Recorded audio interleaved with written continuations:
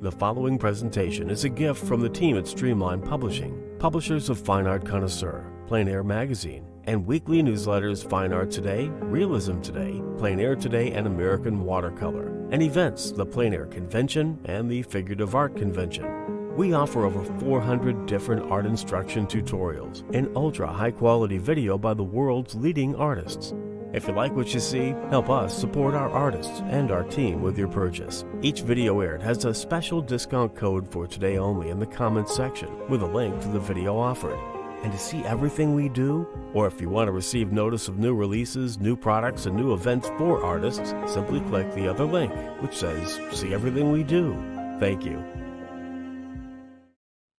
Hi there, I'm Eric Rhodes, publisher and founder of Fine Art Connoisseur and Plein Air magazines. We've got a real treat for you today. Gone all the way over to Florence, Italy for this one, to the founder of the great Florence Academy. This is where you go if you really want to learn how to draw and paint.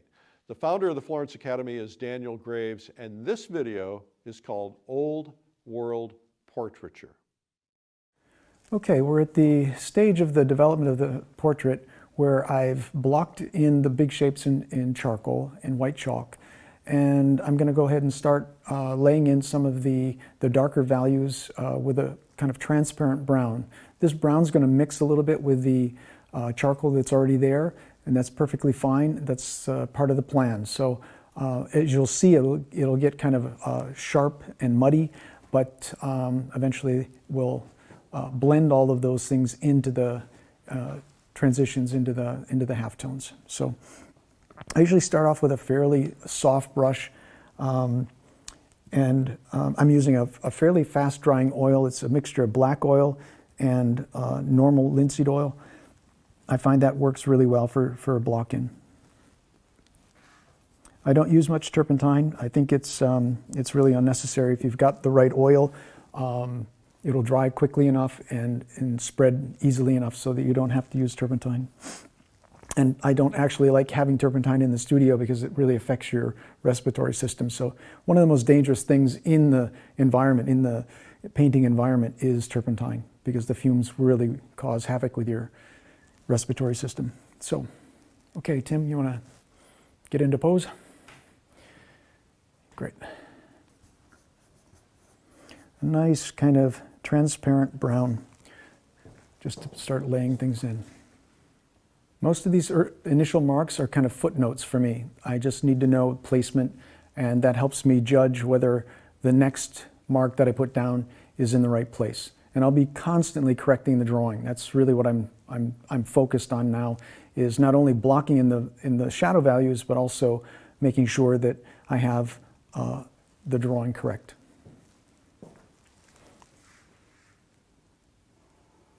Each line should try to describe some aspect or some part of the portrait. So you can build on that and look for the next mark, the next part of the process, the next shape or form is what you're constantly searching for. So these initial stages are just kind of, again, like with the charcoal, plotting where everything's going to go. When the charcoal drawing's correct, it's a lot easier to be able to begin the painting process. As you see, it's just like following the lines that I've already put down and hopefully improving slightly on them.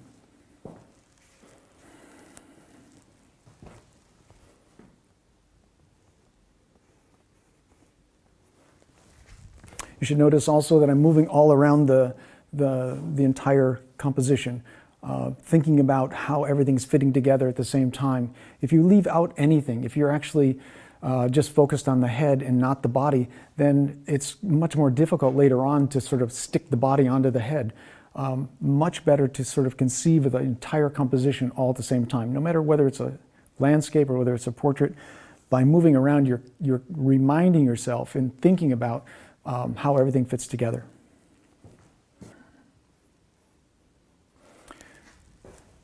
I'm constantly keeping in mind the inclination of Tim's head, because it's a little bit of a tricky pose in the sense that he's not only turned to his right, but his head's back and also turned upwards. So you have to constantly remind yourself of those center points so that you don't end up with two different views of the head.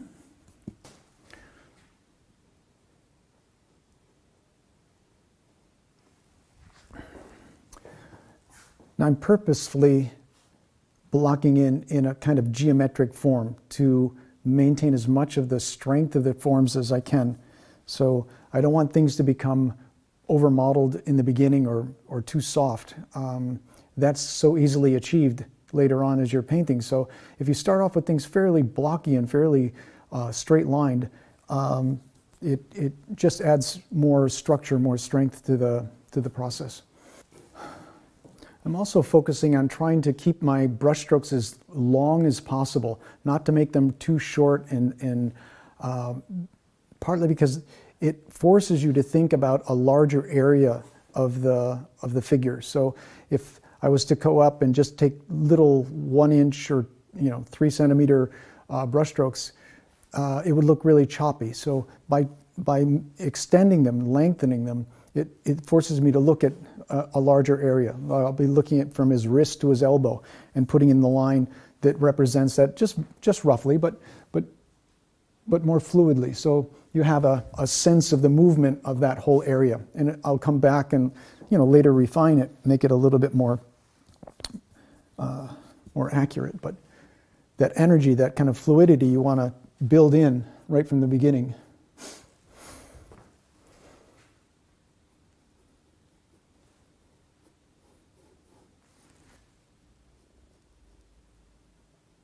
Now I can't refine too much because the size of the brush that I'm using is fairly big, and I'm just kind of blocking in as I did with charcoal. The charcoal I used wasn't even pointed; it was really quite blunt, and that's for a reason. I don't want to have the temptation of going in and trying to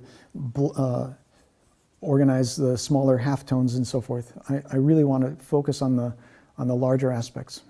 Okay, I'm at a point in the development of the portrait where I'm pretty sure where everyth's going. This is kind of a roadmap. It's nothing more than that. The next few things that I'll need to establish are the value scale within the context of the painting. So I'll need to know how light the highlight will be. I'll need to know the values of some of the lights in his cheeks and nose and neck. So in order to establish that, I'll also need to be able to put in the color values of the background to be able to relate to that. So I'm going to go ahead right now and put in the background value, just suggested it. And I usually mix up a quantity of paint and I'll take a palette knife and then do quite a bit of testing actually. So I'll start with some black. The background color is kind of a mauve color. It's kind of on the, plum color side. So use a little bit of yellow.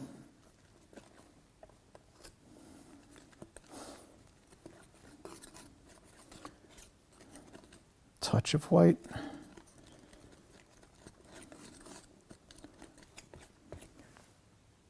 And now I'm just testing to see if I'm in the range. I'll look at the color on my palette knife and then hold it up next to the background color. I'm not going for the exact value, but I'm trying to get the temperature of that background pretty close. So seems to be we're on the right track. One thing the background also helps do is as you put it in, you can correct the drawing, and it'll be used throughout the painting to kind of constantly modify your outline. So I'm going to first be a little bit hesitant here and do a test on the side.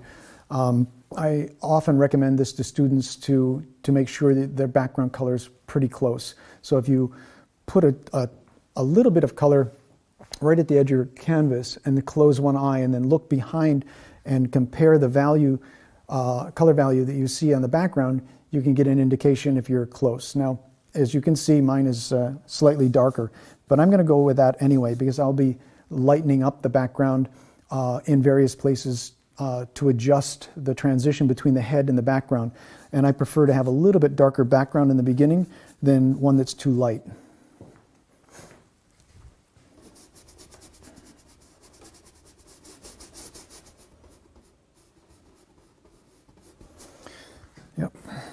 You can also see I'm using quite a large brush. You don't have to, but I think for me it helps just cover a larger area faster.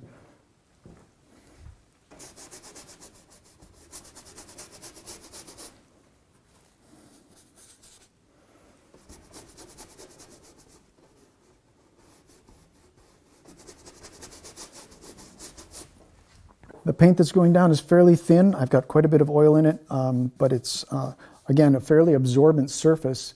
The imprimatura and the ground are fairly absorbent, so a lot of that oil is just being absorbed into the canvas. So it's a fairly lean, although there's some oil here, it's a fairly lean mixture.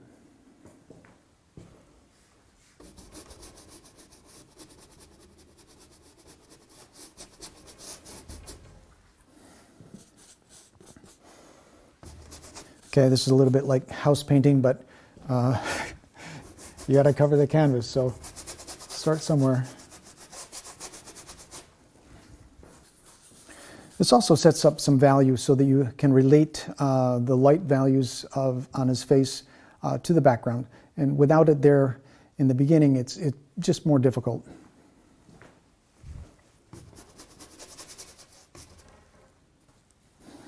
Okay, next I'm going to block in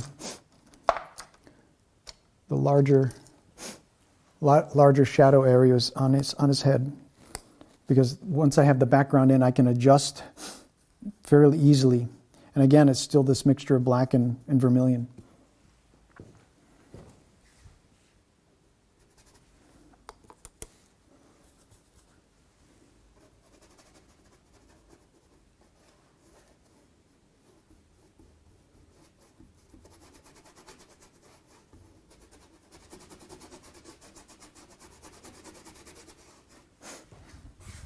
As I'm going over the charcoal drawing with the sort of transparent shadow color, I'm really knocking a lot of the charcoal off the canvas. So very little really mixes with the paint, but it's perfectly safe.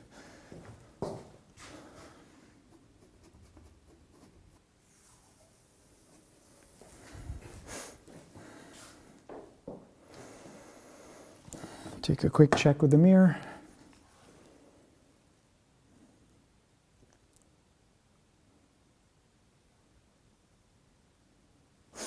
Okay. As the first phase of the shadow values go down, it's going to look a little sharp and a little hard, and this is purposefully done so that as I continue to work on finding halftones and so forth and soften things, this structure will still hold some strength underneath what I'm applying in terms of modeling and halftones. I'm not sure you can see, but the shadow value that I'm putting down is really very transparent. You can see the imprimatura straight through the brown color. Next step is to cover the value for his shirt. I don't want to make it too dark, but I'm also going to consider the shadow values versus the areas that are in light. So I'll go ahead and put in the darker values for his shadows first, and then try and hit the value of his the front of his shirt where he's getting some light on there.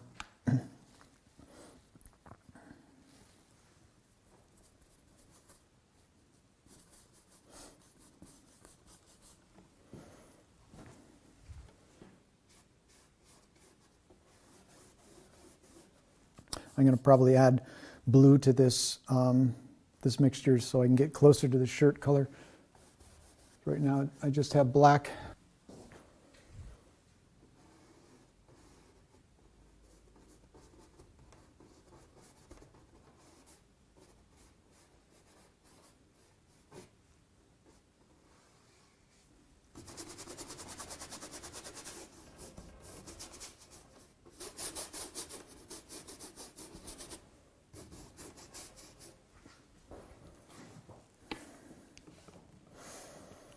Since there's some blue in Tim's shirt and I want to get close to that color value, I'm going to add cobalt blue to the palette now. I use a fairly dark cobalt blue. Yeah.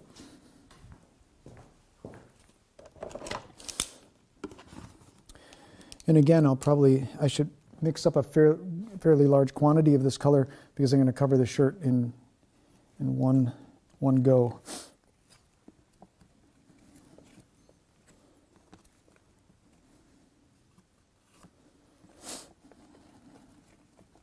I'm going to check now to see if I'm within range.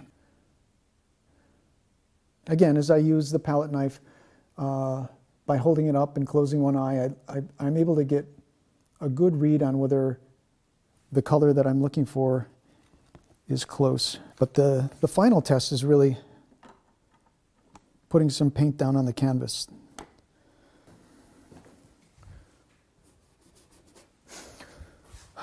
I think one of the biggest mistakes for students, certainly at the Florence Academy, just starting out, is they tend to mix up a pile of paint, and whatever color comes out is what they tend to want to use. They don't want to waste the paint, they want to keep adjusting it. But I find that the more experience you have, the more testing you do. You sort of put a couple of sample values down and then look at that and compare it to see what you're seeing in nature. So you really have a good, strong reference to how close you are to the color and the value. So I'm going to also put down a test alongside his sleeve, the edge of his sleeve, to see how it relates to the background. It's really important that these two have the correct relationship to each other. So that's the next test here.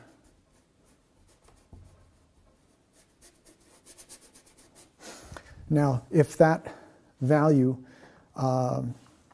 jumped out, it was too light, if there's too much contrast, then I could adjust that. Right now I see that it's a little bit too dark, so I'm going to add a tiny bit of white and a little bit of yellow to that.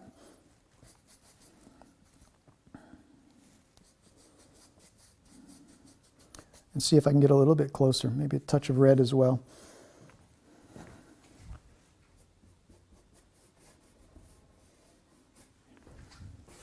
Yeah, I find that to be a much closer value. And then I'll come back with some of the background color.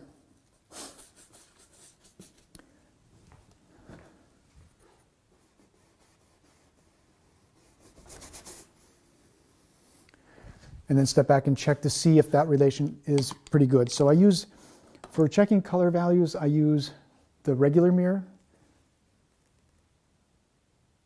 And then for checking the value, I often use the black mirror, which is on the other side. With a black mirror, it's very difficult to distinguish the value shift between his shoulder and the background. And that's exactly what you want to arrive at. You want to get really close to these, representing these values correctly.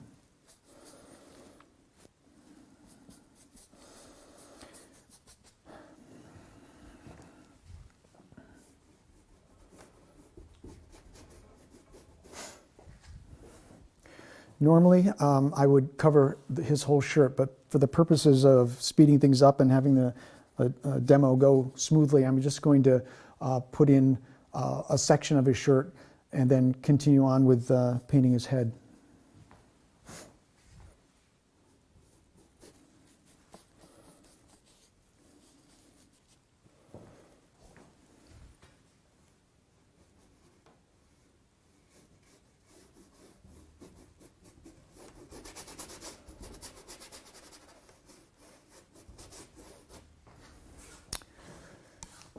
Okay, that's as far as I'm going to go with this shirt. I could work on it a lot more and would normally, but I think for keeping things moving ahead, I'm going to now shift. I want to begin laying in his flesh tones, and so I'll get started with that. So as you can see, the selection of brushes that I have now are some Egbert brushes, some nice long brushes for getting in and modeling some of the more subtle forms, and just a sort of flat brush that I use for blocking in and keeping that sort of geometric quality going, and a round brush for softening edges and so forth. So these are my lay-in brushes. I'll shift to smaller brushes as I work through the process, and I often use a maul stick at this point, so that's just to get a little bit more steady control over some of the mixtures.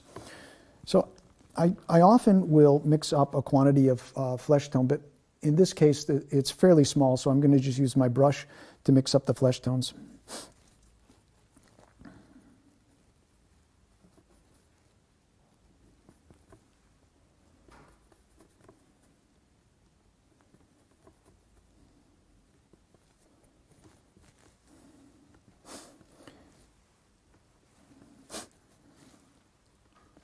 Now the colors I'm using are the most traditional of flesh palettes, the yellow ochre, vermilion, and black.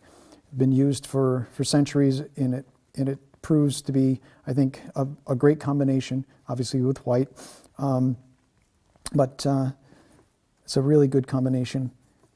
Add a little bit more oil to see if I can spread it out. And I'm going to do a lot of testing now because I want these values to be very close to what I see in nature so that I can adjust all the other color values that are coming after it. And again, one of the things I'm working toward is covering the canvas and getting set up for everything that's coming afterwards. So everything I'm doing now is kind of in anticipation of eventually the finished painting.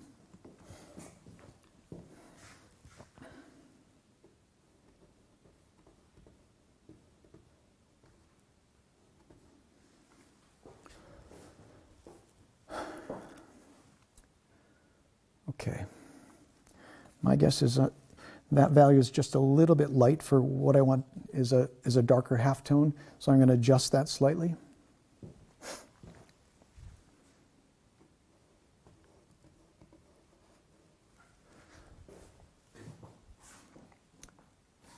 A little bit closer, yeah, that's good. Where you start in the process of painting a portrait, I think is often quite interesting.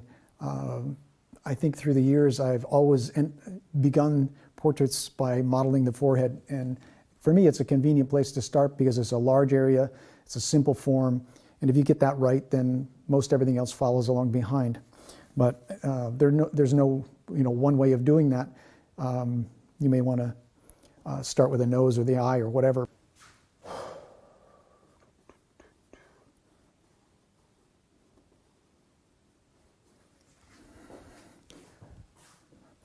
I'm not thinking too much in terms of local color. I really want to unify and pull everything together first, and then go back and start to show the subtle differences between color values in the forms. What I mean by local color is, for example, like the left side of Tim's forehead is quite warm, quite red, and I don't want to make note of that now because it'll throw off the unity of the general tone of his forehead, the general color values of his forehead and turning the forms. So I'm going to ignore that and just move into just a generic flesh tone.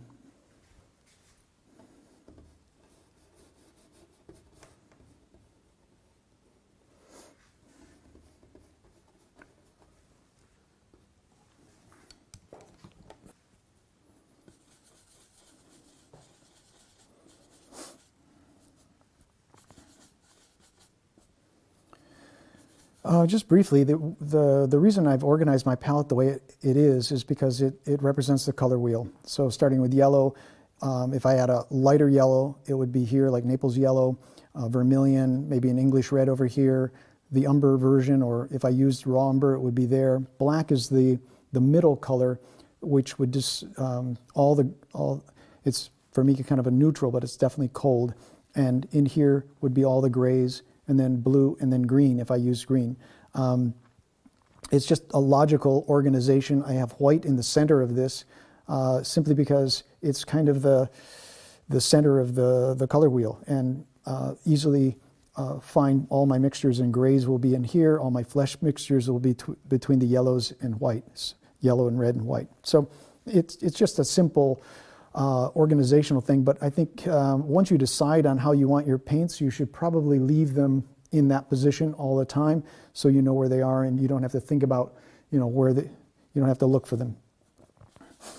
Okay, I'm going to make a little bit darker halftone to help turn the forehead.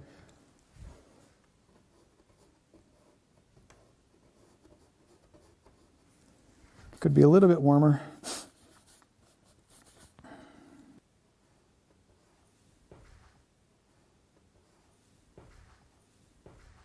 Using the temperature of the color value can also model the form. So obviously cool colors recede and warm colors come forward. And by using basic principles of cool and warm, you can model forms without actually changing their value. But those kind of things for me come much, much later. I'm still looking for structure, simple form, and eventually when you get into the finer aspects of modeling, then that's when those kind of concepts would come into play.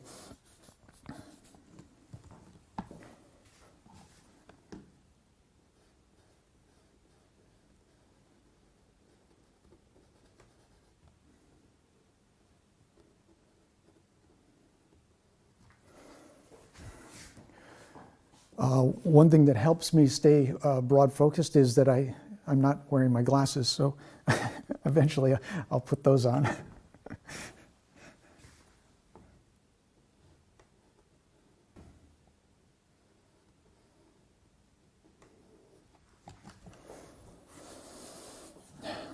You know, the way I approach painting is in stages, and I think it's for me the most offers the most control, because if I'm trying to finish a painting and trying to think about halftones and all these subtleties at the same time, it just puts too much of a burden on focusing on the important things like drawing.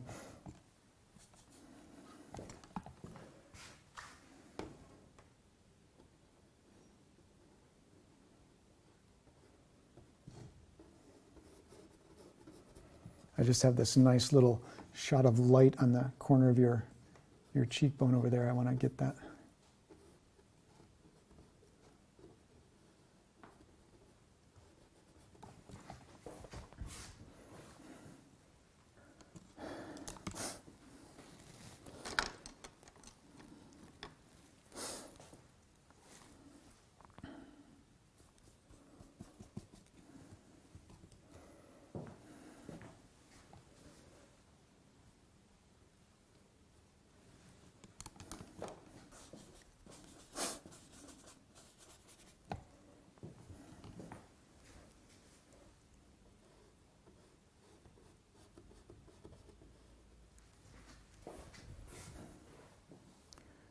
You can see I'm focused quite a bit on his forehead, trying to resolve the forms there. I feel once I've got that represented fairly accurately, then the rest of the features will start to come together.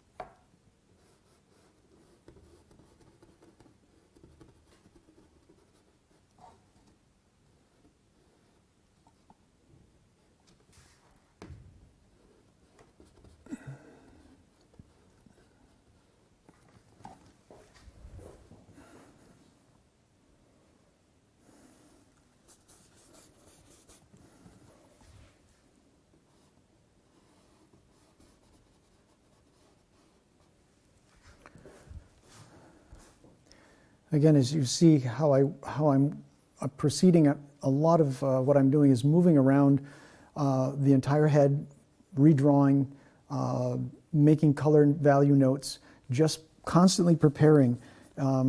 It seems like, who was it, Ives Gammel said, a painting well begun is half done. And I think it's so true that if you really started the painting correctly, that to finish it is really easy. I'm using this darker halftone to soften the edges between the shadow and the lights that I put down. It's a generic color as well. I'll use it not only in the forehead, but I'll use it in his beard. I'll use it wherever I need to soften or have a halftone.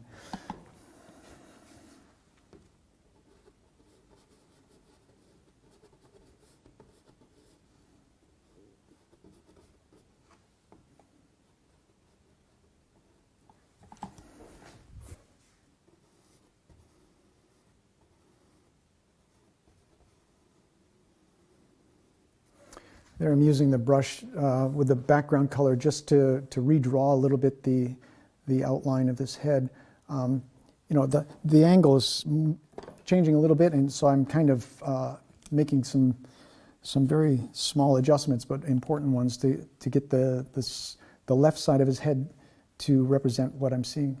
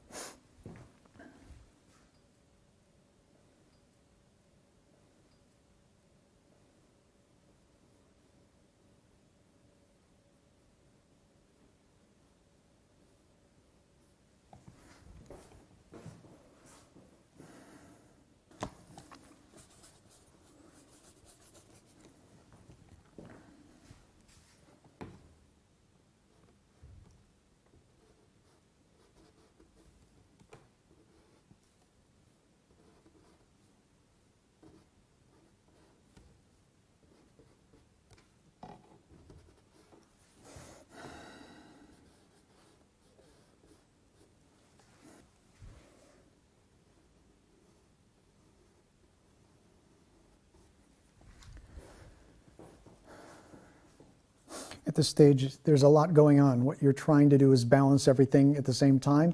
And so, you know, you have to really stay focused, really concentrate on not zooming in too much on one particular area, but keep moving around and making sure that what you've got down is really what you want, where you want it.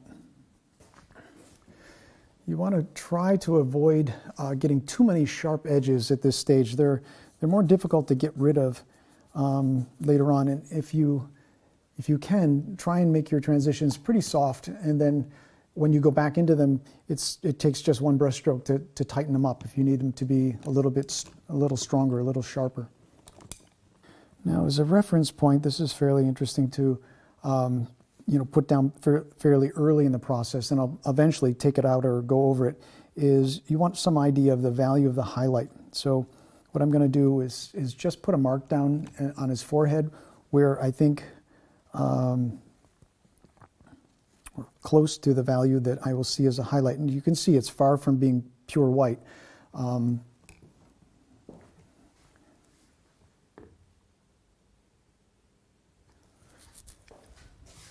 It's definitely cooler than what I've put down, but the value is what I'm looking for, not the color right now.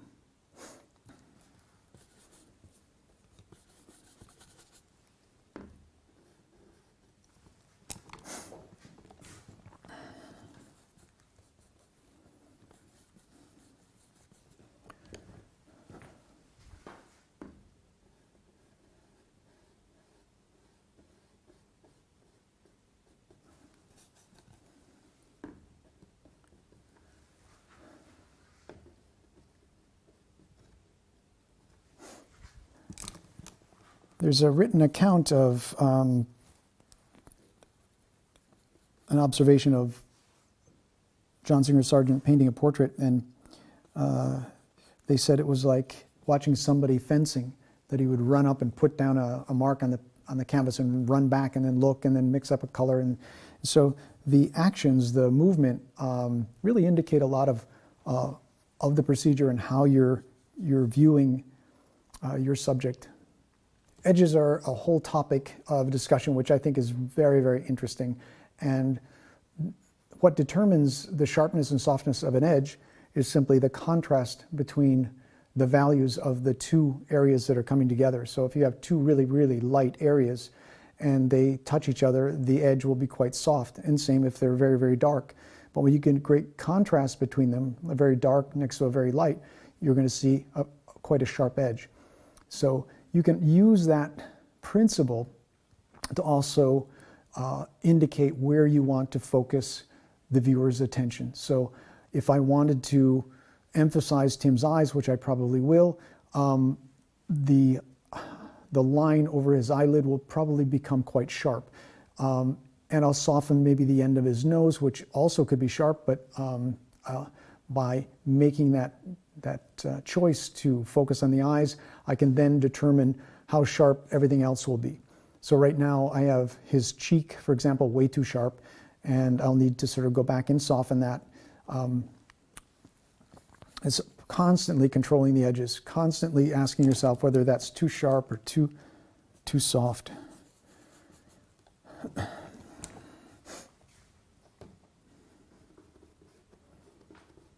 One thing I try to do is, if I have a mixture for the background and I see a color value that's close on Tim's head, I'll simply use that for helping to unify the color values within the whole painting.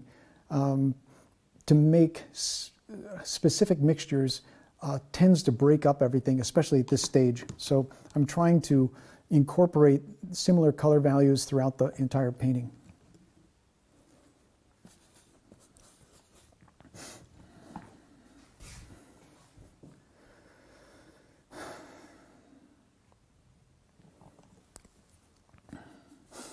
I'm going to go in and lighten up some of his shadow values. They're really dark, and that's quite intentional.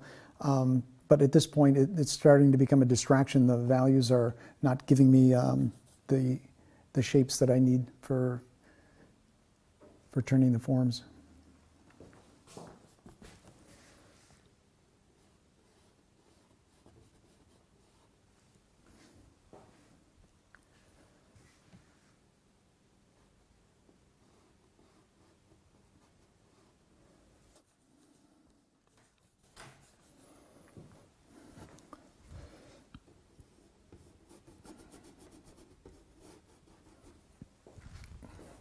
Yeah, you can see as I go over the chalk that I had down before, it just disappears into the paint and doesn't really change the color value at all.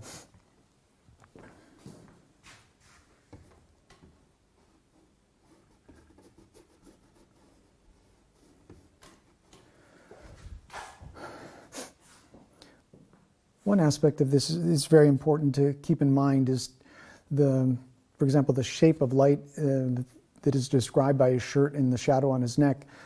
That can be designed because it's different every single time that he gets up there. And it offers you the opportunity to come up with something that's just pleasing to look at. It doesn't have to be that accurate. It's not about accuracy. It's about making the shirt work, to make it conform to his body, and also the abstracts of the shirt to create interesting folds, interesting shapes.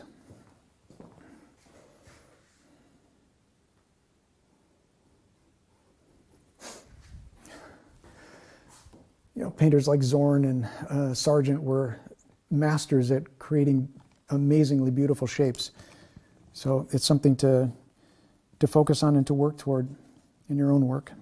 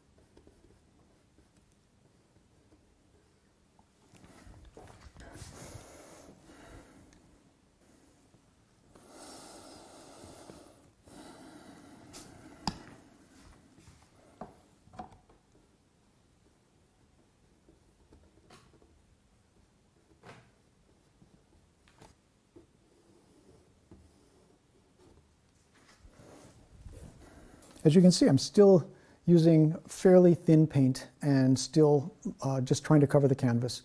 I'm going to keep going on the background a little bit.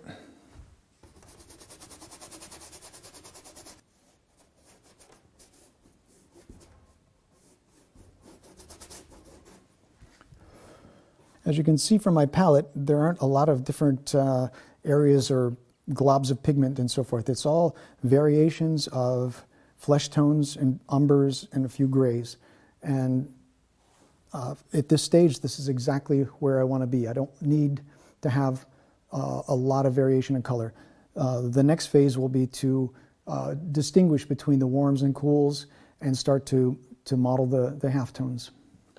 At this phase, I'm warming up the shadows, keying them up just ever so slightly lighter so that I can adjust the values in the lights more accurately. Because right now I've keyed them purposely too dark.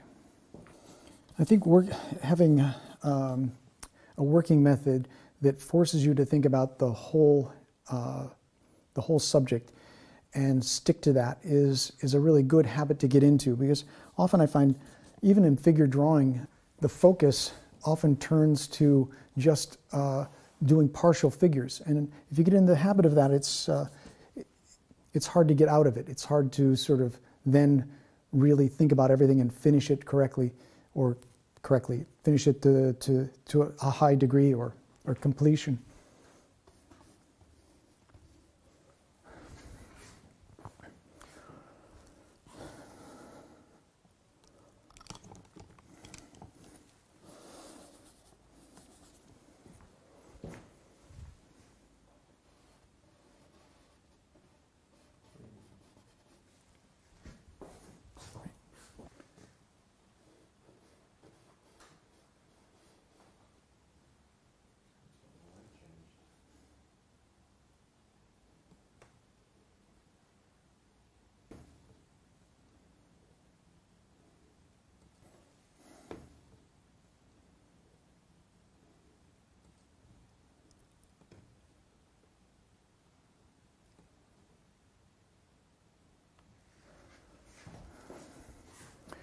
Now I just went in and lightened the shadow on his nose, and modeling a little bit at that time.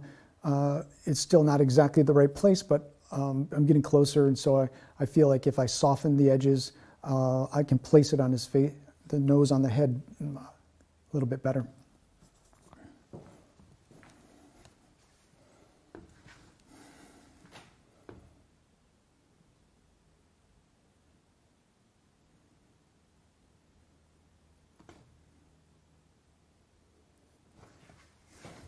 Just adding a little more vermilion, warming things up a little bit so I can have an idea of some color notes.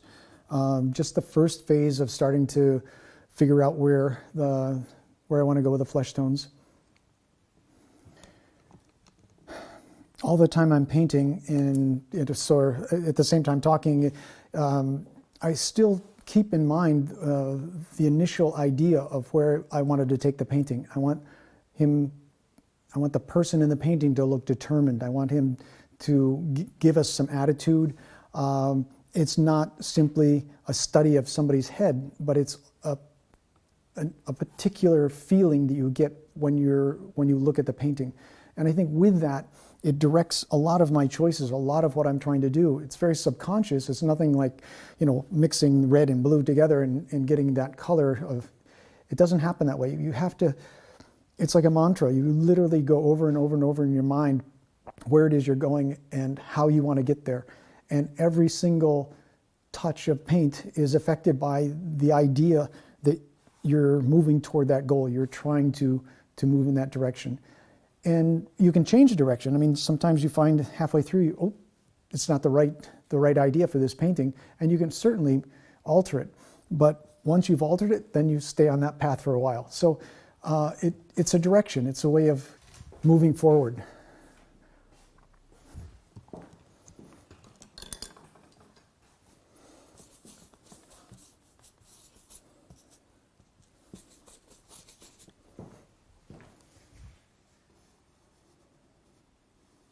As you can see, I'm lightening the background ever so slightly just to pull out enough contrast so you can easily see the big shape of his head as you do in nature. I now can go in and darken a little bit of his hair. Oops.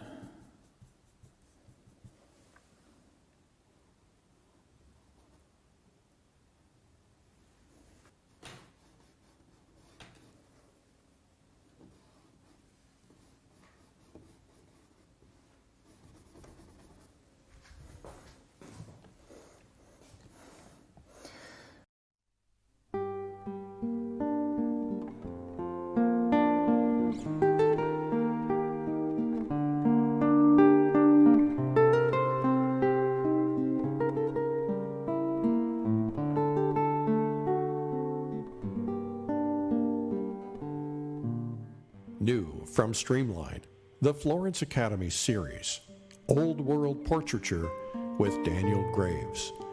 Join us as we travel to Italy to the world-renowned Florence Academy, where ancient painting techniques have been preserved and are being taught today. Watch as master painter Daniel Graves takes you through the ancient techniques of grinding your own paint, cleaning your own oils to prevent yellowing, and the step-by-step portrait technique of the old masters, including instructions on sight size from a live model, sketching the image, creating the underpainting, creating form and light, and completing the painting. We'll visit and tour the Academy, plus a visit to Daniel Graves' studio and a special visit to an exhibit honoring Florence master Pietro Annigoni, plus an interview with fine art connoisseur publisher B. Eric Rhodes and Daniel Graves. Now on DVD, the Florence Academy series, Old World Portraiture with Daniel Graves.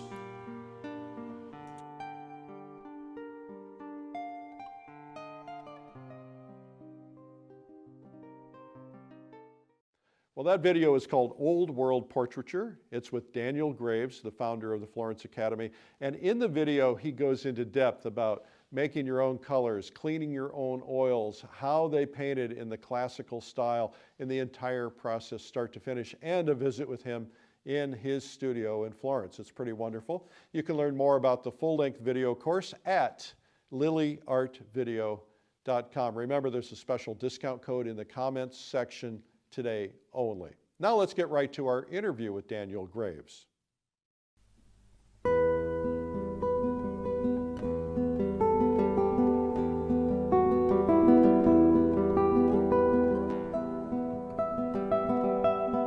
Well, we're here today to interview Daniel Graves, who is the founder and director of the Florence Academy and a fabulous painter. I'm honored to be here in your studio and to visit with you. Well, thank you. Thank you very much, and thank you for being here. We've had a fabulous week in Florence, spending time with you and your wife, Hanky, and staying in your lovely home and being around your studio and watching you paint, being around the students, and thank you for that. Yeah. It was wonderful to have you. We've had, I think, a great time just getting to know each other and sharing ideas about art, and it's been really, really interesting for me. We share a lot of common passions. Very much so. So what I'd like to do today is to probe a little bit some of the things we've talked about before, but to understand a little bit about you.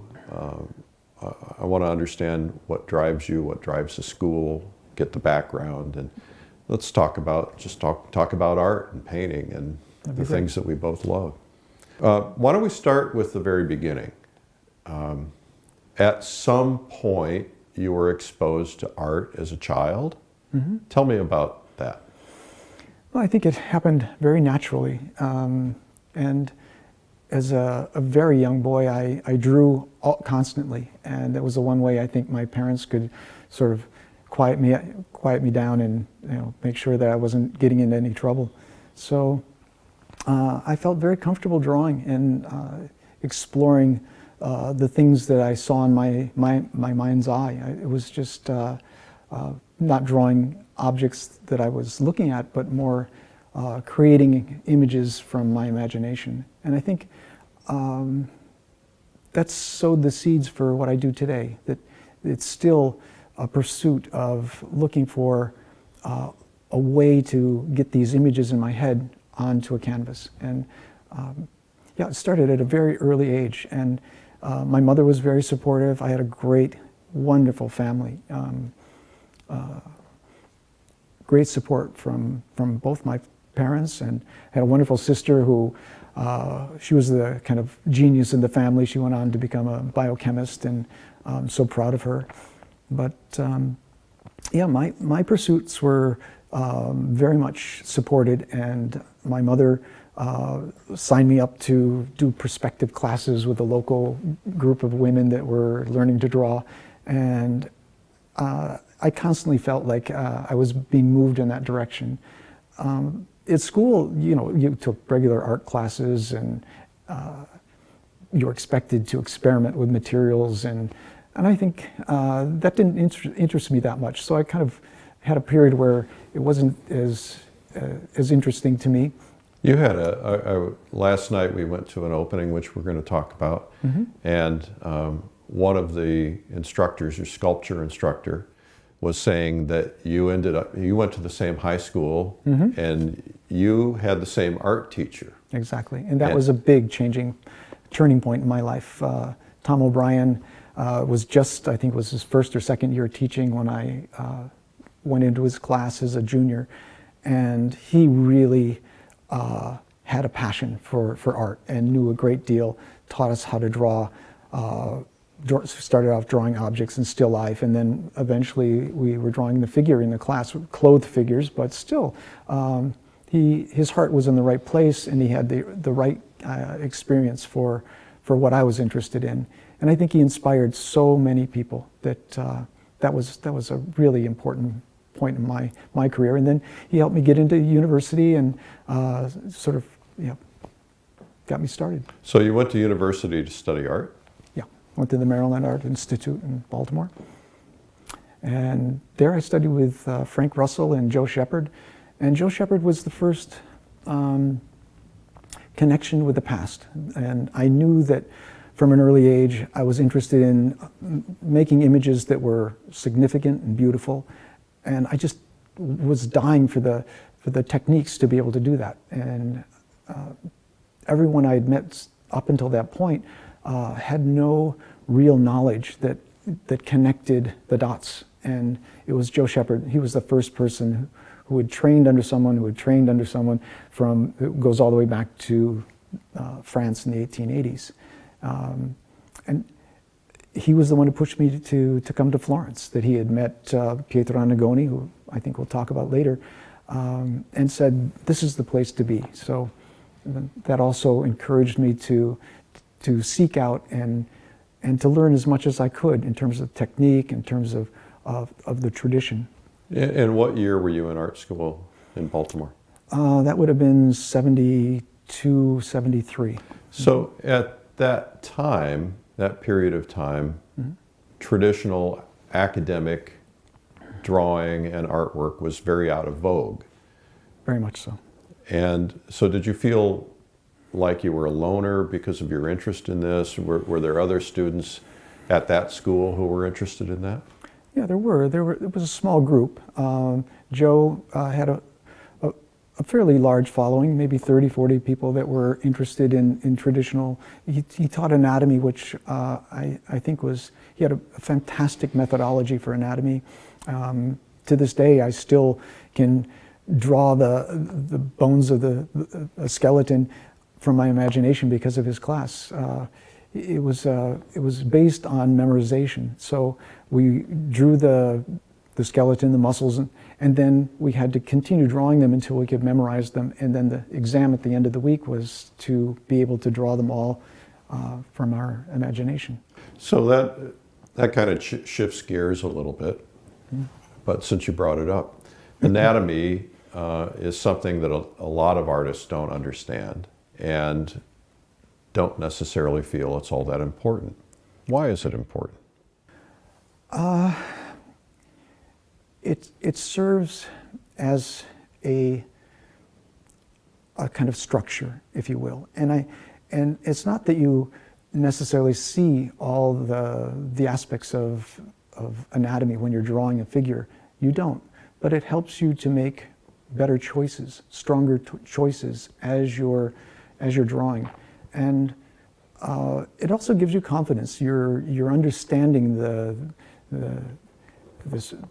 inner structure of the human being. So you can look for certain things like the contraction of a muscle or the extension of a muscle, and you, in the process, will modify your drawing, knowing that that's what's going on underneath the skin. So I think it's an extremely important aspect, as well as when you start to,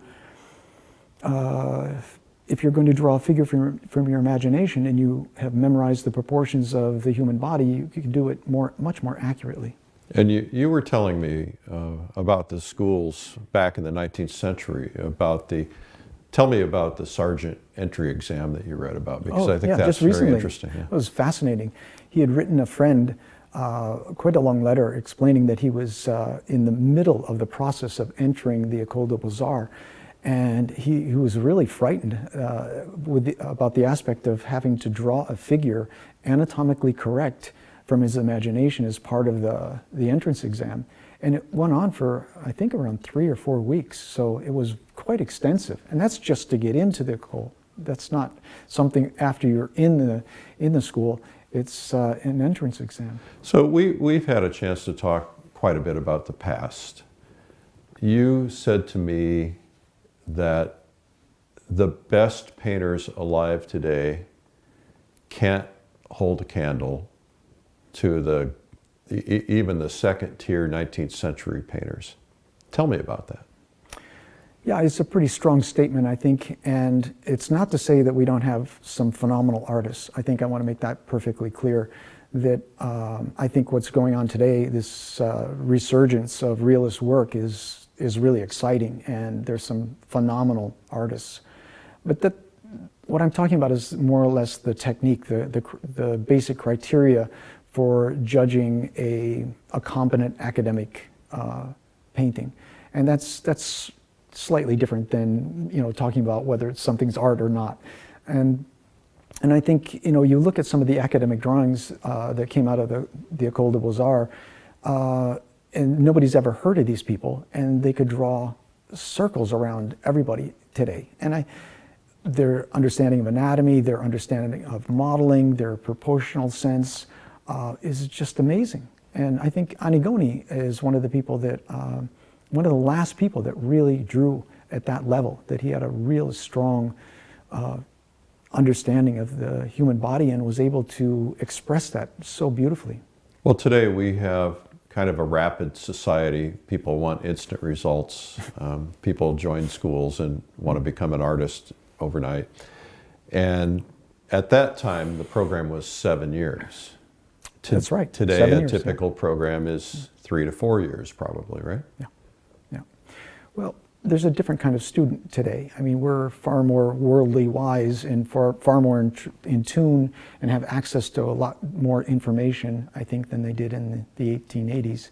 But the time it takes to learn these skills is still quite a number of years. And I think to learn them really well, the focus has to be on attaining them early enough so that they become second nature. And I think as you get older, and it's like learning a language. As the older you get, the more difficult it is, harder to get rid of that sort of accent. And if you start early enough, it just becomes part of who you are. And you definitely sense that in the 19th century, and certainly for earlier painters. So you came to Florence when? My first time was in 1968. I was on a trip around the world. My father worked for American Airlines, so I got to travel for free. That was a wonderful experience. Never forget that. And spent a couple of weeks in Florence, and I realized that this is where I needed to be. And then later moved back with my ex-wife and our son, and that was I went to graduate school here, Villa Schifanoia, and we stayed on for 3 years and just couldn't make it financially. Went back to the States, and then after 3 years living there, decided to come back. That was in 1977, and I've been here ever since. So we obviously all know about the history of Florence and the magnitude of the art world in Florence, but why is it, in your perspective, the place to be to come and learn at that time, and is it still that today? Yes to the last question, for sure. It's still there. It's still here. When I first came to Florence, it was so exciting because there was a group of expats. It was kind of a mecca, if you will, for young people trying to learn the craft of painting, and we were desperate for skill and information about the techniques of the past.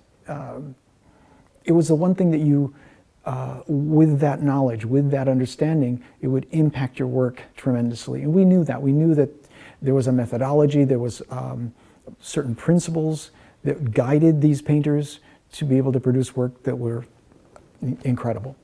And we all had that sense. And as we arrive in Florence, and there's a small community, everybody knew everybody else, and we would share to a good degree what we were learning. And if somebody tried sun-thickened oil, then somebody else would try stand oil, and in their mediums, and Richard Mowry was using wax. And so we all tried different techniques to see which would give us the result we were looking for. So it was an exciting time. It was really one of discovery. And Pietro Annigoni was walking down the street sketching people, and Signorina Simi had her studio full of students from all over the world. And yeah, I think it felt like the right place to learn, to drink in the culture. As Florence is your backdrop, it was, in those days, it cost 25 cents to go to the Uffizi. It was so accessible. Now, of course, with tourism, it's really changed, but in that degree, but it's still there. The same paintings are there, the same sense as you walk through the streets of Florence in the early morning. It just fills you with a sense of beauty and tradition. It's magical. The life here, spending a week here in a home and around normal neighborhoods, and completely avoiding the tourism thing and not living in a hotel. There's a magical sense of aesthetic. The Italian culture is really interested in high quality life, high quality art. It seems to me, especially going to an opening last night, that the people here are just ultra sensitive to the arts, that it's a completely different thing. So you started the Florence Academy at some point. Tell me about that. Well, let's go back even further. Charles Cecil and I started a school, and he reminds me it's our 30th anniversary for starting the school last night at the opening in 1983. And we ran the school for about 8 years, and then we split up, and I started the Florence Academy of Art.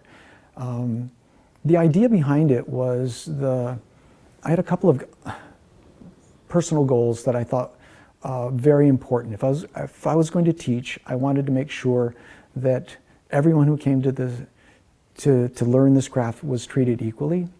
I felt that I wanted to teach principles about painting and drawing that could be used in various ways, and not teach a particular methodology. I didn't want to create, and I didn't call the school Dan Graves Academy or something.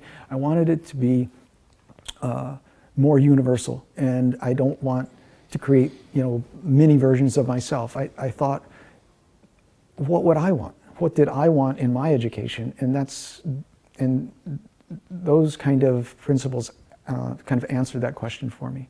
So by having various teachers come into the school with slightly different versions of what I was teaching, seemed to make sense. And I think the Florence Academy is kind of a cooperative. It is, sure, I'm the guiding sort of, in a sense, the guiding force for the school, but everybody who's come and taught and studied here is part of the whole organization.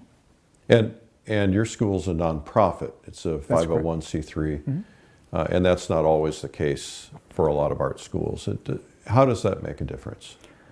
Well, it allows us to operate in Italy without having to pay Italian taxes, which is great. And it set up us being able to apply for accreditation, which we received last year, which is, I think, that's huge. We were one of the first academies to ever receive this. So it's a huge feather in the cap of not only all the people that have come into the school and made it what it is, but I think it was the force behind it was Susan Tintori, who had this vision and worked endless hours preparing papers and documents to make this happen. So we're really thankful for that.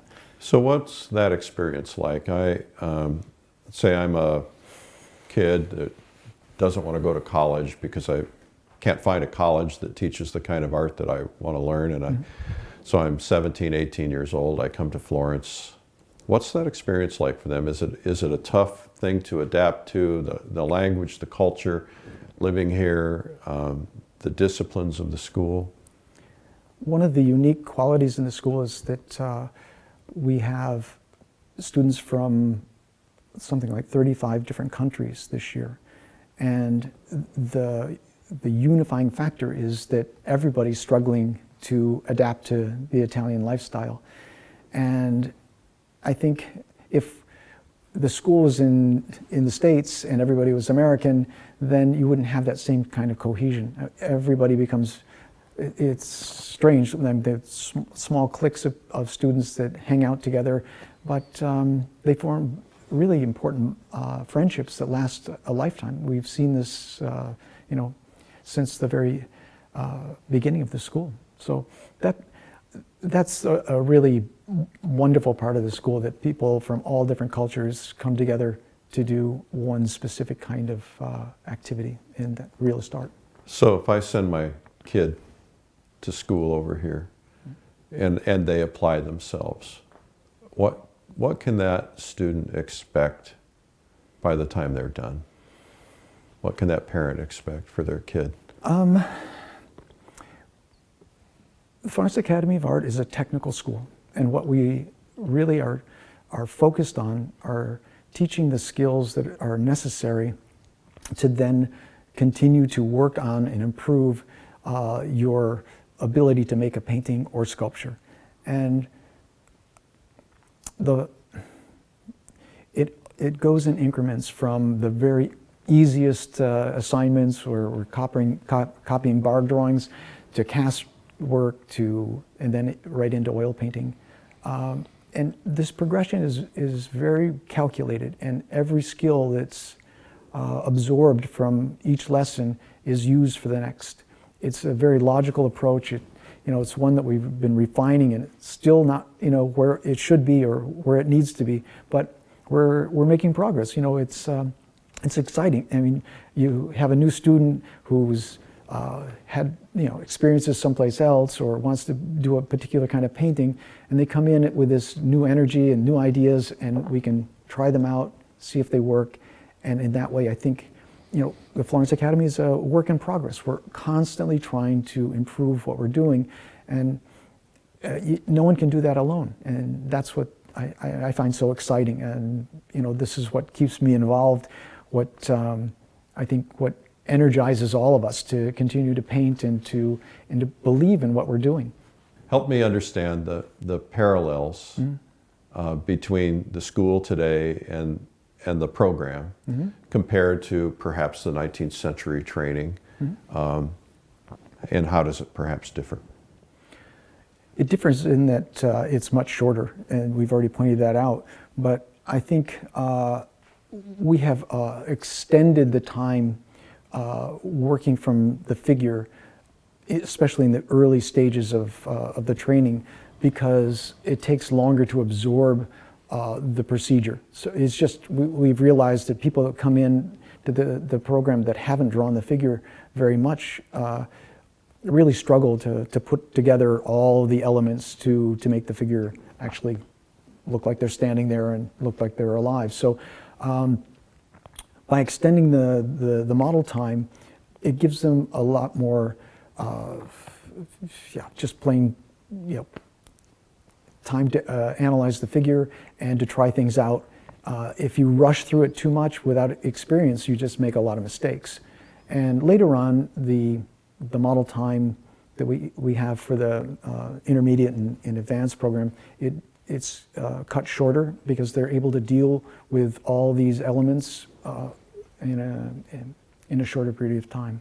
So you're starting with bark drawings, and then to cast drawings, Yep. and then to the live model?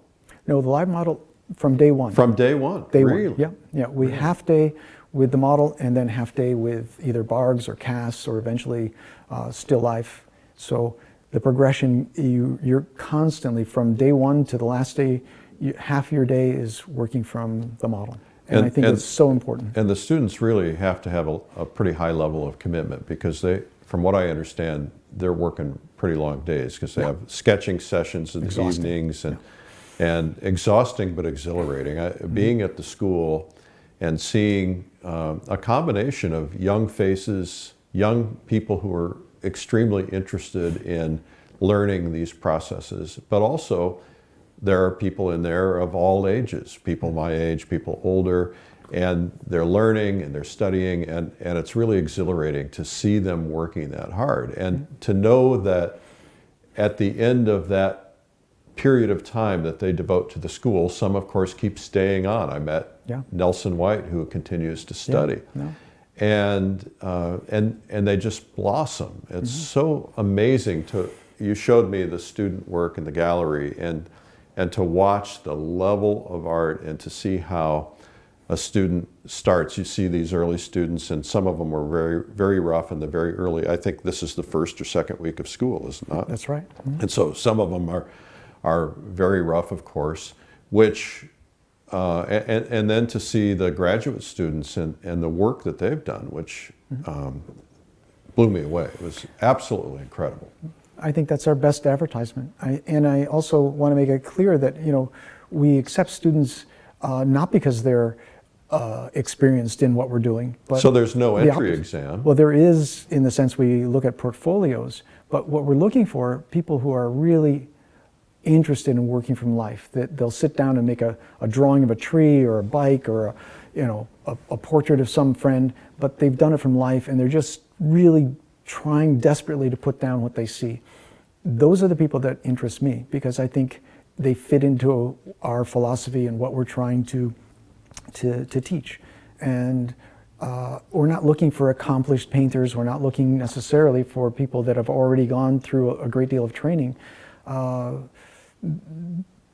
Because the whole program is based on a systematic sort of approach from day one, and taking you from literally not knowing anything and showing you how to hold a plumb line and a pencil and sharpen charcoal, right through to talking about technical aspects of painting, grinding your own paint, preparing your own canvas, all these things. So we want the student to leave having achieved a certain level of, let's say, professional level, where they could paint a commissioned portrait, or they could paint a solid still life. And that gives them confidence to go out and find a gallery and start to sell their work and support themselves. That's the goal. I mean, we want people to live off their art. And So some might say, Dan, you're living in the past. You're teaching techniques from the past 400, 500, perhaps longer years. If you look at some of the works that the students are producing today, some of them look like they were painted 400 or 500 years ago, and with extreme quality. And yet there's kind of a movement afoot with some who want to take those techniques and put them into contemporary settings, et cetera. How do you address that question? I think it's all great. I think it's, I cherish the individuality of every student that comes to the school. I think that is the most important thing that we can do, besides give them the techniques to give them a voice, or allow their voice to produce something that someone will actually look at. And I have no desire to control in any way what anyone paints. I think that I wouldn't want that for myself, and I'm quite certain that other people don't want that either. As you go through the program, you should be thinking of, okay, I now have these tools. What do I want to paint? And I ask students all the time, what is it you're going to paint? What do you want to do? And often they're a little confused. They're not really ready. They're just still in that mindset of, I need to make a portrait of somebody that actually looks like them. And But if you're not thinking about it, if you're not driven by that idea outside of just the technique, then I think you're missing a big part of what this is all about. Because you know, we're poets, we're musicians, we're artists, we have something inside that has to be expressed, and the only way we can express it is through putting down paint or sculpting in clay. It's our own language, and if we were, you know, if we were studying literature, it would be words. I mean, it's just, you know. But before you start with your own language, you have to learn the basics. Exactly. I studied with Fred Picker, who was a photographer who studied with Ansel Adams. Fred's gone now, and I went to a workshop for 2 or 3 weeks in Connecticut.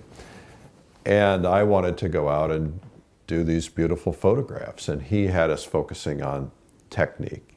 And he said, look, you have your whole life to invent beautiful photographs. He said, until you can get the technique to second nature, until you can figure out how to light things and how to get the form to come across and how to make things feel right, you'll be frustrated your whole life. And that's what I think you're doing, is that to watch these students, it becomes second nature to them. Yeah. They have incredible skills in draftsmanship, incredible skills in painting, tremendous foundation. And I would say that to someone who was exploring your school or a school like your school, is that, you know, don't be in such a hurry to express yourself. First, find out how to get those foundational principles. Sure. You know, it's like an athlete going to a gym and training to build up their bodies so they're strong enough to play a sport. The sport is the art. The gym work is the Florence Academy. I mean, we are here to impart a methodology and which is quite flexible, and an understanding of the materials. And I think one thing that is underestimated is how important a knowledge of the materials are to our craft. And I'm trying to bring that back as much as possible.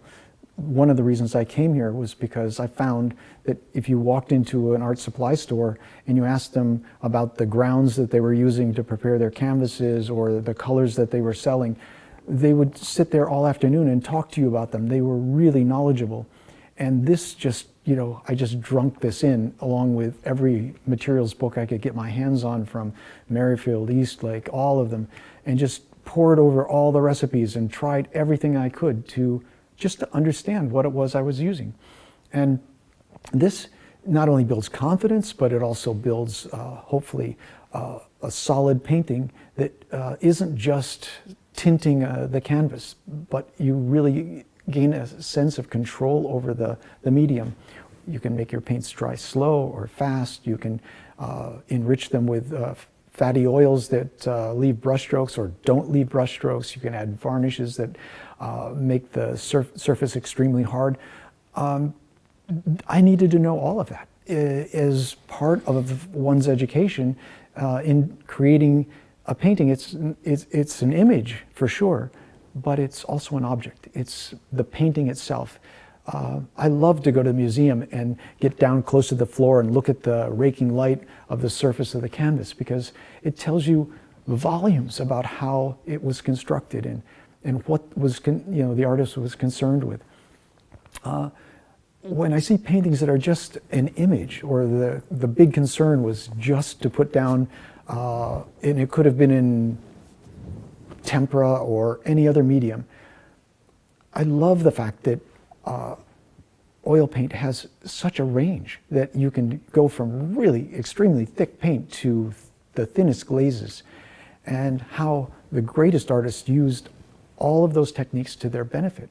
And I guess if I was thinking I wanted to become, the best painter I could, I needed to know how to do that. Well, and the techniques you're teaching and the way you construct your mediums, these paintings will live on for generations, much like hopefully, much like the generations before. And so many painters today are not interested in the proper grounds, or not interested in the proper materials, and those things do matter because those paintings, really makes me sad. Really, they change. really sad. Yeah. I have paintings that I've done that have gone extremely dark, or darks have bled through, that have problems just in the short time that I've painted in the last 18 years. So imagine 100 years from now. So I think that's critically important. Oh, and what's being manufactured today, I'm really angry at the color manufacturers and the people that are producing canvases that are using the lowest quality oils and the worst grade canvases and so forth. I think it's a disgrace. In the 17th century in Holland, the canvas and the panels that were prepared were government inspected, and you'll see a stamp on the back of some of Rembrandt's paintings that the oak that they used to paint on had to be a certain age. It couldn't be fresh wood because it would warp, and they wanted to make sure that the art of their generation of painters would live on forever. And I think, wow, where is our, governing board? The color makers don't even tell us what's in their paints anymore. It used to be a law that they had to put in the ingredients. Now they don't have to. So I think the alternative to that is clean your own oils, grind your own paint. It takes, a fraction of, it really doesn't take very much time at all. And the result is that you have something that you really know what you've got. Well, in the demo, we talked about how you clean your oils, and how you grind your paint, and how you mix your colors. Tip of the iceberg. There's so much more to learn. And, I spent 40 years digging into every aspect that I could. And it's not just about information, because I know a lot of people are starting to read a great deal and experiment as well. But you have to be able to use it. So everything that you experiment with, you have to make a painting of, or a sketch or something to see, well, does that work? Does it not work? And that's what I think where there's a big gap, because there are people just interested in materials, but they're not applying it to what they're doing. And I think that's where I've had an advantage, and I've thrown a lot of stuff out simply because it doesn't work.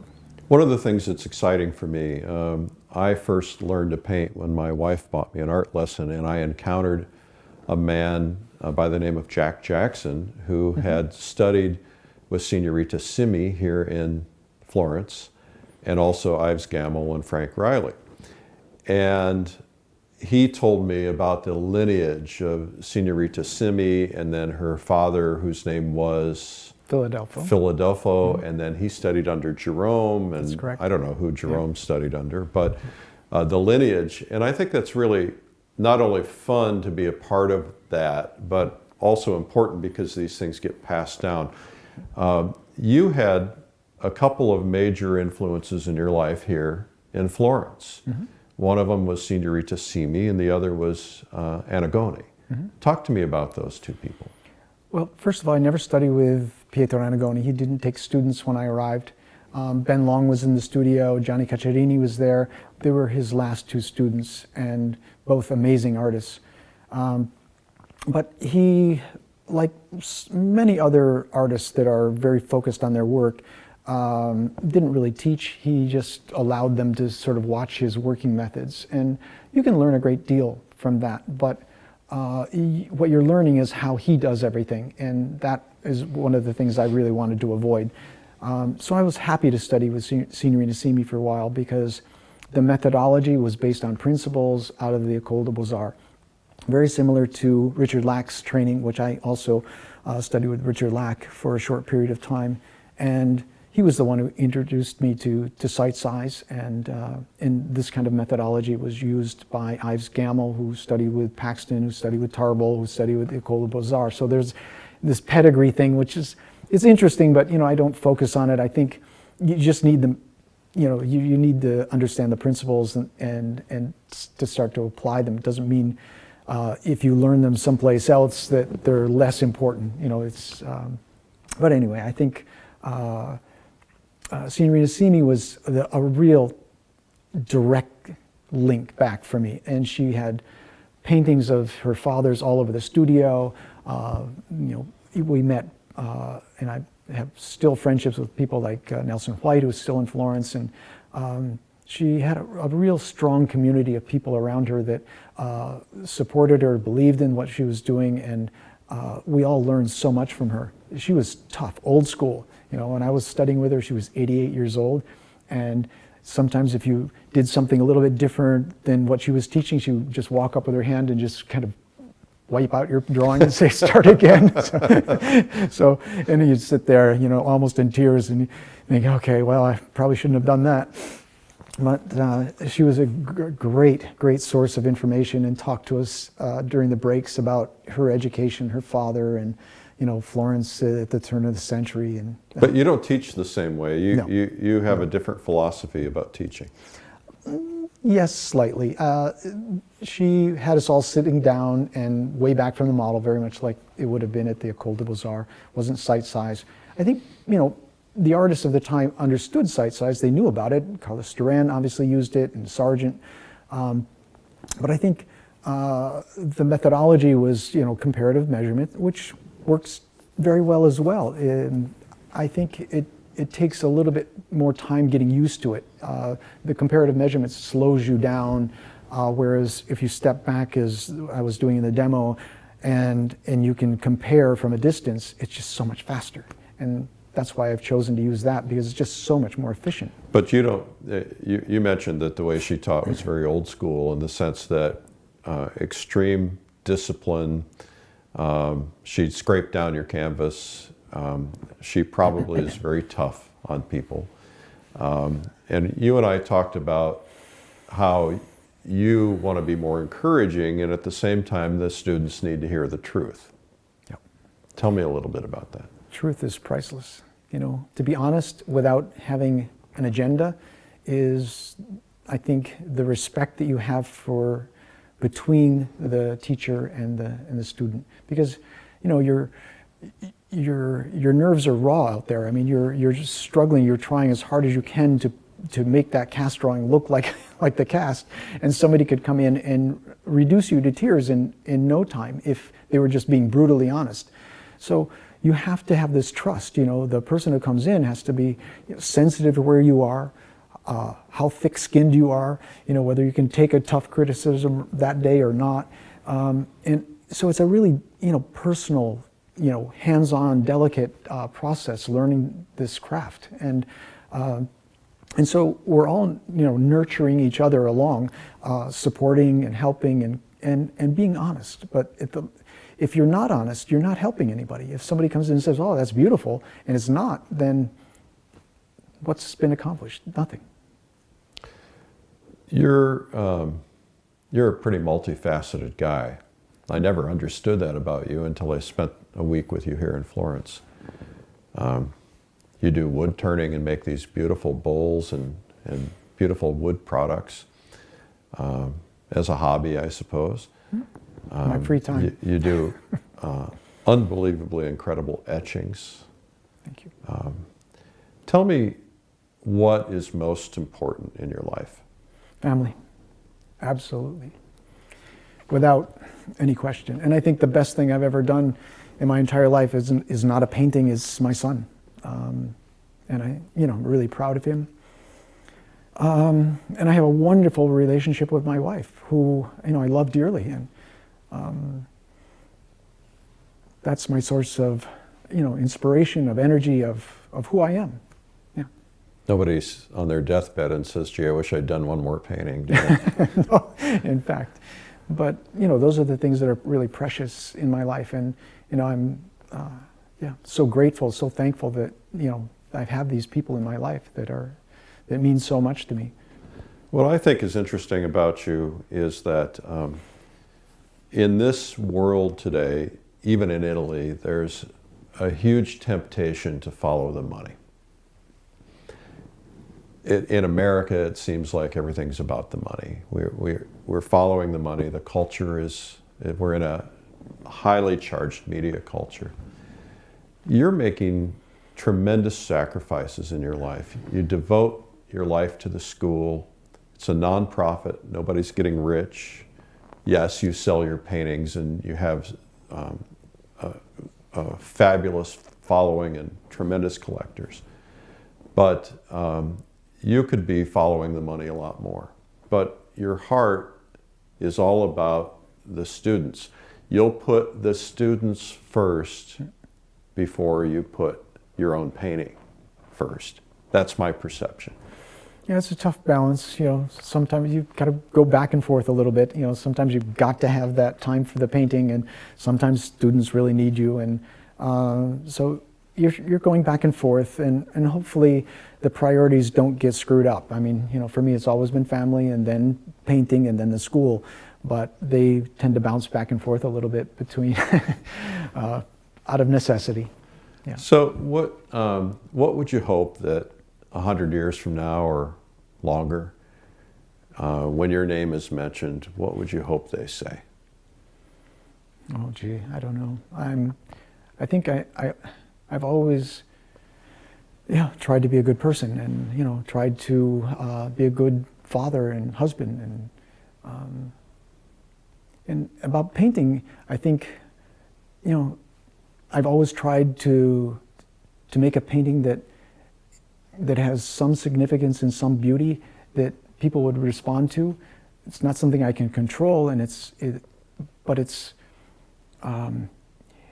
Let me tell you a story about the first painting that had that kind of impact on me. I think I was 14. I was in Washington with my parents. We went to the National Gallery, and I was bored out of my mind, stumbling around looking at paintings. And I walked into a room, and I looked up, and this Rembrandt self-portrait was looking down at me. And I think that changed my life. It was that important that the feelings I got by looking at this painting, this strange painting that I had never seen before, I realized it was significant. There was something about this painting that was moving me in a way in which I thought, wow, how did this happen? And that question has kind of kept me going all these years. That what did he put in that painting to make it so significant to me? And that's the quest. To make one painting would be a miracle for me, to arrive at the point where that communication between two souls was moving, and that would be my goal. I think that raises a whole nother discussion. We don't have a lot of time today, but I take my kids, when my kids were 3 and 4 years old, I'd take them to museums with sketch pads. And they're, Dad, we don't want to go to a museum. And I'd take them in there and I'd say, go find a painting that you like and sit on the floor and sketch it. No. We don't want to do that. And they would go in, and then of course I did that not only for them, but I wanted some free time to look around in the museum. Sure. And they'd come up to me and they'd say, Dad, I was looking at that painting and I didn't notice it at first, but then I saw this, and then I saw that, and every time they do that, they find something that they respond to. Mm-hmm. And part of the problem that we have today in the arts, I was talking with someone in classical music the other day, and they're having the same issues, and that is that in this high-paced media world and all this stuff that grabs attention, and it's fast-moving, and video games and tablets and things that kids respond to well, we're not getting them into the museums. We're not letting them go in and find something they respond to. It's not even on the radar of so many families. Just reading books. Libraries are closing. And I think you have to slow down to absorb these things. And one of the things I tell friends that are going to museums that are trying to appreciate more what we're doing, don't see every painting in the museum. Take a couple and just stand in front of them until they start to unveil themselves, they start to talk to you, and you have a dialogue. And that dialogue is what brings them to life. But it takes a little time. You have to sit there and wonder, okay, well, you can ask any question you want, but I mean, what I usually do is, so what was the intent? What was this guy trying to paint? What was he communicating? Was it just a battle scene, or was it really something a particular moment in time that he wanted to present in a particular way. And so, sometimes you have to do a little research, a little background, but I think what comes out of this is this really rich experience. It's like forming, images in your head as you're reading a book. Paintings are layers and layers and layers. They take sometimes months and years to complete. And so it's not just instant, it's all this time and all these different thoughts that went into producing it. And that, you have to love the process of painting, I think, to really become a painter. It's not about the running through the process to get to the end goal. It's just enjoying being there. I just love painting. Sometimes I just paint and with nothing in mind, or set up just a study and say, well, what would happen if I started it this way or did that? No intent of anything else. Throw it in the garbage afterwards. But the curiosity or the motivation to just be there and participate. You said that Antigone taught you, that was one of the most important lessons that you learned from knowing him. Yeah. Is his curiosity about materials and trying different things. And going to the exhibition last night, the variety of style and approach, it was magnificent. Yeah, but he mixed mediums, different techniques. He was going from pastel to watercolor, Chinese ink wash drawings to pencil to pen and ink. He did sculpture, etching, tempera grassa, oil paint, tempera painting, pastel. How many painters do we know that had a command over all those mediums? Very, very few. Yeah, but he didn't do wood turning. He didn't do wood turning. So one of the things that I believe, and you would never say this about yourself, but I would, and that is that you changed the art world. You, to some extent, your early partners, you came to Florence and you took study to the next level. You've created one of the greatest ateliers or academies in the world. It was Warhol who said, if you teach 100 students traditional methods, it'll change the world. You've put so many people on the streets in the 25 or so years of the school who then become teachers, and they're going out and they're starting ateliers. And I know dozens of artists who are my age or older who went out and wanted to find traditional methods. My own brother wanted to learn traditional methods, and they said, oh, that's old school, you can't do that, you have to do this, and you have to throw paint and express yourself. And he was so frustrated he became a modern artist and never was able to find a place. They were out there, but they were hard to find. And now they're not hard to find. They're not necessarily on the radar. You can't go to an art school at most colleges and learn these things. But there's some interest now. And today we're living in the beginning of a movement where there are some 30-year-olds out there, 35-year-olds out there who studied, learned these techniques. They've taught students, and it's spreading like a big oak tree. And clearly we're beyond those 100 students. You told me there are 300, 400 students in Florence studying between your academy, Charles Cecil's, Angel, and the Russian academy here, just in Florence. Yep. And with what's happening in New York with and other ateliers, but it really all started with you here in Florence. And I think that you will be remembered for changing the art world. Well, only time will tell. And one seed, it's all about a seed. And to see how devoted you are, and to see how you've really devoted your life to enriching others' lives, so that this technique, these things that were about to be lost because culture wasn't into them. You guys hung in there, you kept it alive. And as a result, it's starting to blossom again. And congratulations on that. Thank you. I don't think I could have done anything else. Because once you learn something, and the natural reaction is to pass it on. And I thought, you know, as we were gaining knowledge from the threads, these little shards that were left from the 19th century, and putting them back together, it was just the logical thing to turn around and say, you know, save people the same agony that we went through, like all the experimentation and all the methodology possibilities that we went through to come out of that with what we have today.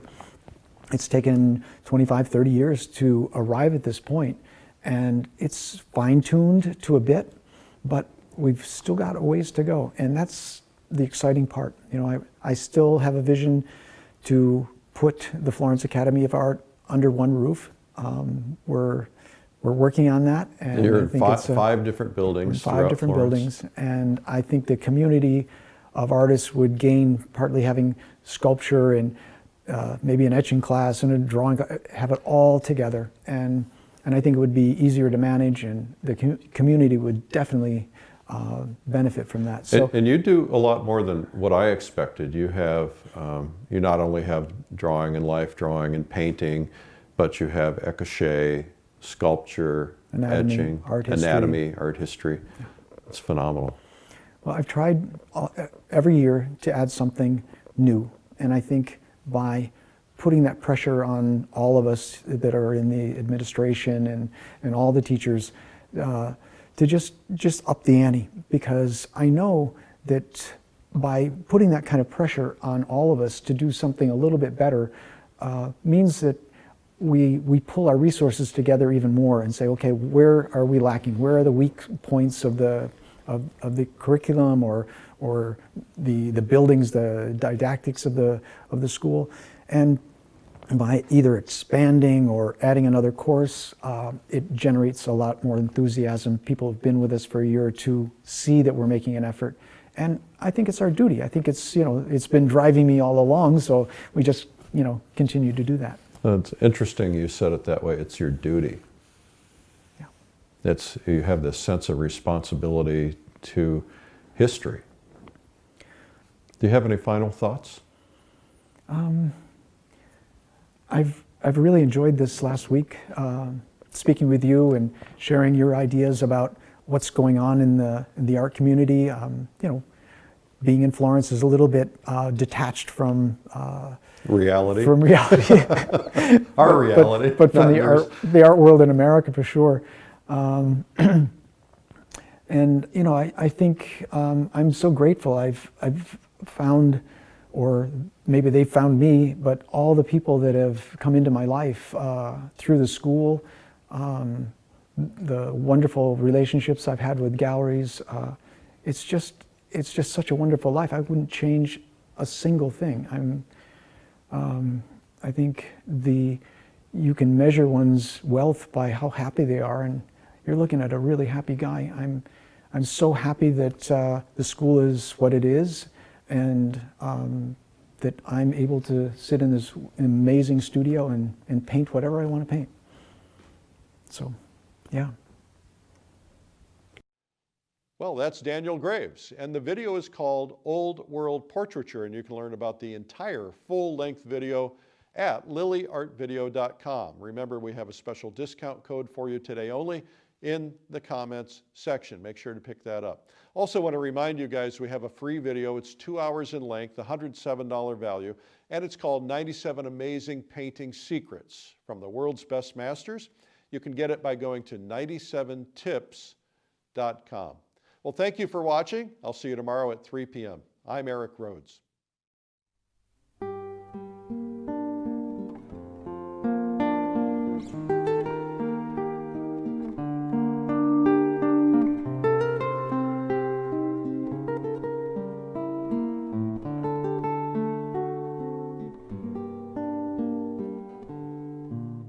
New from Streamline, the Florence Academy series, Old World Portraiture, with Daniel Graves. Join us as we travel to Italy to the world-renowned Florence Academy, where ancient painting techniques have been preserved and are being taught today. Watch as master painter Daniel Graves takes you through the ancient techniques of grinding your own paint, cleaning your own oils to prevent yellowing, and the step-by-step portrait technique of the old masters, including instructions on sight size from a live model, sketching the image, creating the underpainting, creating form and light, and completing the painting. We'll visit and tour the Academy, plus a visit to Daniel Graves' studio and a special visit to an exhibit honoring Florence master Pietro Annigoni, plus an interview with fine art connoisseur publisher B. Eric Rhodes and Daniel Graves. Now on DVD, the Florence Academy series, Old World Portraiture with Daniel Graves.